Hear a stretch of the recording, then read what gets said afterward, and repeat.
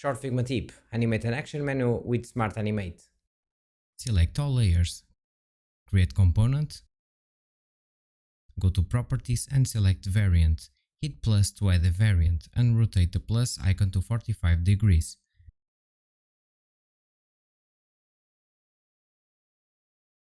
Adjust the color to a light blue.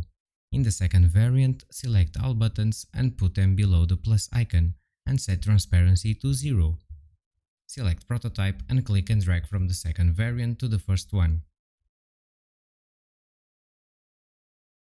Choose Smart Animate and Ease in Back effect.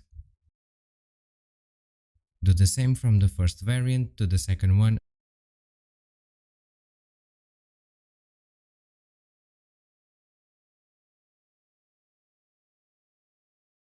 Play the prototype.